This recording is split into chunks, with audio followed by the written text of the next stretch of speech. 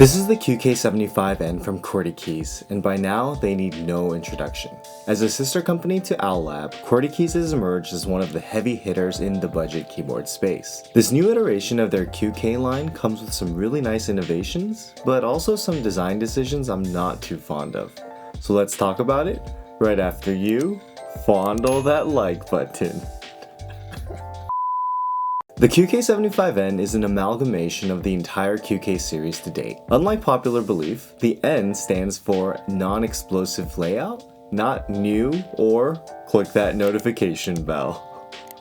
It brings back the knob from the original QK75 and pairs it with the mini LED screen first seen in the QK100, and the combination really gives off Matrix Corsa vibes. The similarity to Matrix lab boards continues on the back, where you have a magnetic badge. One smart design decision was to hide the wireless USB dongle in a compartment underneath the badge, which is a nice touch. Unfortunately, the LED screen on mine came broken, so I'm not able to get the full effect, but in actual use, I found LED screens to be more of a gimmick than an actually useful piece of hardware, so it is what it is. The QK75N uses a similar tadpole gasket mount system popularized by Geonworks and his Frog TKL, and these are 30 duro hardness, which leads to a pretty bouncy type feel. One cool feature of the QK75N is that the gasket's attached to the PCB, which allows for plateless configuration, aka the most superior configuration.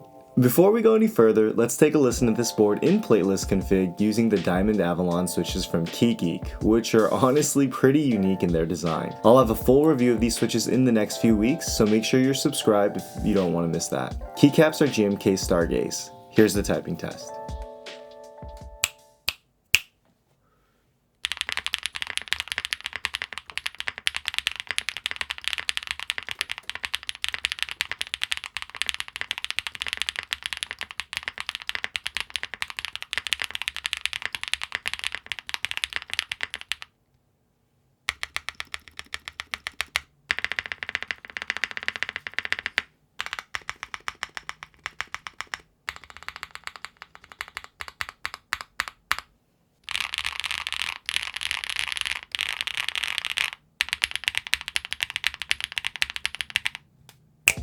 In plateless configuration with PE foam and plate foam, this board sounds really nice and deep.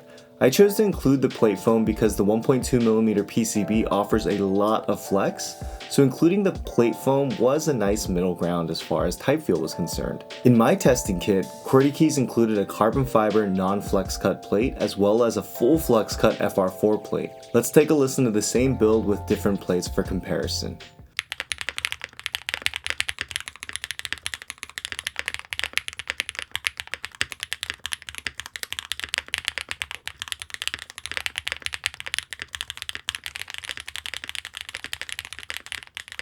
So I have to say, I'm not really a huge fan of carbon fiber sound signature in a majority of boards these days. I think it leads to a really bright sound that can be kind of jarring unless the overall acoustics are designed with carbon fiber in mind, like on my Prototypist JO2 for example, which pairs a carbon fiber plate with a resonance chamber to tame that top end. On the QK75N, I found the carbon fiber plate to be either kind of harsh with long pulls or a bit muted and muddy with standard travel switches like Cherry MX Blacks and Gatoron Black inks, so I can't really recommend it. On the other hand, the FR4 plate sounds nice and marbly. On a side note, the Diamond Avalons are among the clackiest switches I've tried, so your mileage may vary, but I did try the carbon fiber plate with B-Sun long pulls, Texi long pulls, and Mayroon long pulls, all with similar effects. Before I wrap up the review, there were some really cool features in the QK75N that I wanted to cover, the first being the magnetic connectors. We've all struggled with ribbon cables as an annoying and potentially build-breaking experience, and Qwertykeys opted for using magnetic connectors, which in practice worked really well and made disassembly and reassembly a breeze during my testing, so I'd love for that feature to catch on. But now for the ugly. The QK75N is not QMK or VIA compatible, and you have to download the proprietary QK Configurator app to change your key maps or even adjust the screen. To make matters worse, the QK Configurator is Windows only and it doesn't work in macOS using Parallels, so I can't do something as simple as changing the key map on this board. As a Mac user, that's a non-starter for me, so that's something to keep in mind if you're thinking of picking this board up. The board's in group buy now at Qwertykeys or local international vendors through November 9th, with the board starting at $195 with fulfillment in 4 weeks. Overall, the board does have several features that I have to applaud, like the magnetic connectors, but I have to say I'm pretty disappointed at their design decision to not include QMK or VIA compatibility.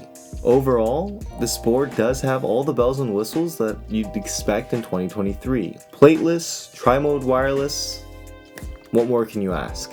Except for VIA compatibility, I guess. Let me know what you think about that in the comments below. Check out some more keyboard content here. I'm MakerMods, and I'll catch you in the next video.